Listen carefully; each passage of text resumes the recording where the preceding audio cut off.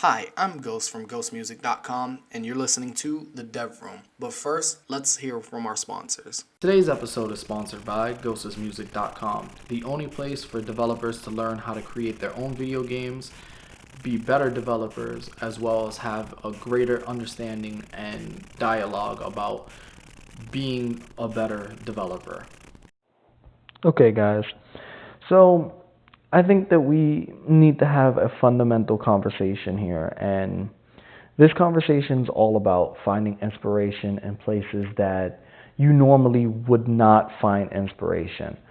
One of the main sources of the inspiration that I find to create stuff, to make things, to work on this podcast, to finish up my game when I truly don't have any inspiration to even work on it or even motivation at that is YouTube. And it may seem crazy, it may seem like far fetched, but I end up watching content creators that normally don't have anything to do with my genre. As you guys know, this is all about development stuff, but I watch like Peter McKinnon and learn more about photography and videography, and I use it when I create games to maybe bolster more feeling in what action is going on in the current state of things, if that makes any sense. Like, I've learned a bit about, capturing frames and how to frame people, and I use it a lot. Now, when I go to pose like an action scene, or when I'm gonna post something for like an Instagram of one of my models, I'll know how to pose them to make the scene more interesting and more appealing to the eye. Or sometimes I'll watch Gary Vaynerchuk, and it's more really to bolster the feeling of motivation to continue things, so I don't have to actually lose the motivation to continue working and to build the business that I want to build and become a full-time indie developer. So there's different places that I go to gain my motivation, my inspiration, whatever you want to call it.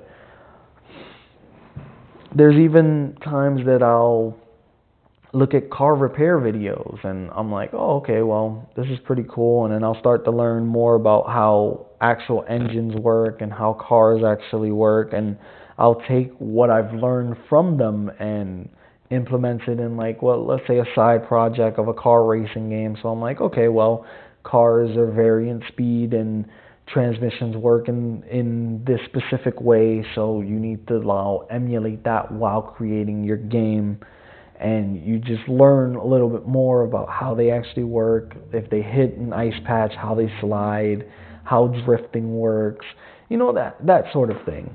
But if I never actually went outside of my comfort zone or in my wheelhouse and actually paid attention to something other than just game development, I wouldn't have ever learned a lot of these details. I wouldn't have learned, like, maybe I'll watch a gun channel, even though don't ever do that. But when I create, let's say, my own version of Call of Duty, okay, well, guns work in this way. This is how the physics behind them work.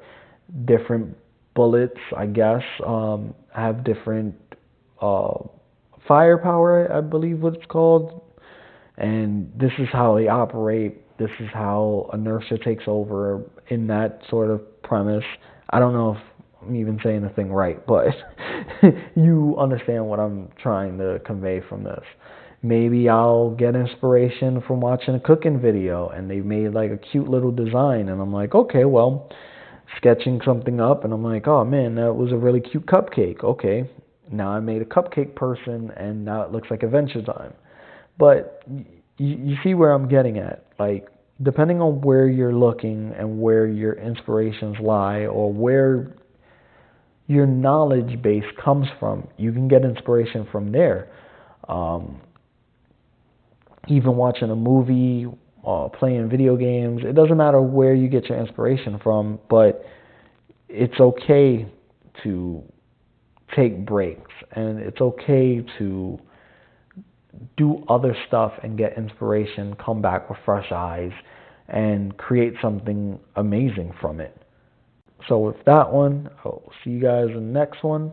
Peace.